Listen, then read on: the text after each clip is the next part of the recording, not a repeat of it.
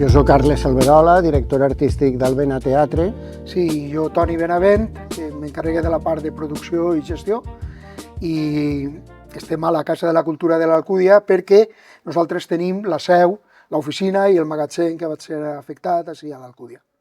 El Vena Teatre és una companyia productora de teatre i audiovisual que va néixer ara fa 32 anys, que hem estat compartint Toni i jo mateix amb un grapat de gent amb molt de talent fent espectacles, fent programes de televisió, i esperem que el temps i la sort ens permeta continuar uns anys més.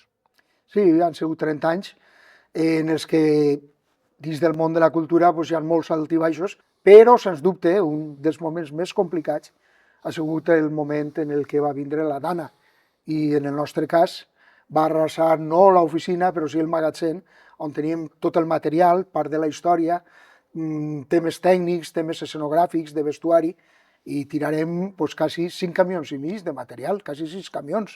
El primer que res va vindre l'encaix, no? Com tanta gent. En el nostre cas l'afectació va ser material, perquè com bé ha dit Toni, ens va afectar el magatzem, on teníem no tot el material, en això van tindre sort perquè va haver unes escenografies que es van salvar, però sí la majoria ho teníem ahir. Per tant, va ser un xoc per tot allò que vam perdre,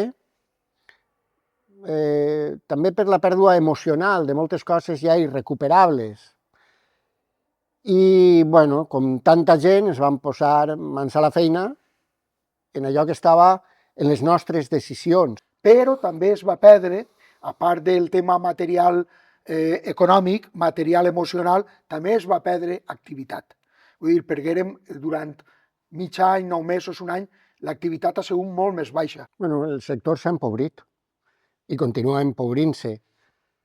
Ja dic, passem de la precarietat a la pura supervivència. Però ara estem recuperant el col de pedal. El que demanaríem és que siguin conscients de que fa falta fer més esforç del que es fa habitualment, i no d'una manera única i puntual, sinó de fer una carretera per on puguem anar. En aquest sentit, tot el que té a veure en el circuit, en les ajudes, en la programació, en la promoció, resulta importantíssim i definitiu. Que el teatre amaga una catarsis.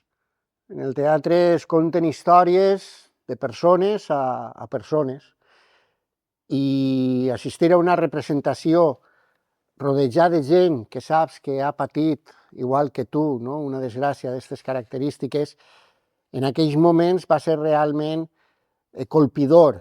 No? També entenies, si és que ho havies oblidat en algun moment, que el teatre és necessari i curatiu. Nosaltres tenim la cosa que és que no pots reproduir en casa, en un vídeo, en streaming o en directe o en una plataforma. I la gent se veu, se senta uns al costat de l'altre, n'hi ha comunicació. I això és irrepetible. Un teatre, quan realment s'emociona o li resulta una escena colpidora o riu, la manera que un teatre riu, quan riu en arts escèniques, no riu en cine, perquè és brutal. I ixes del teatre, com Carles diu, després d'una hora i mitja de respirar profundament i d'haver-te oblidat dels teus problemes. No?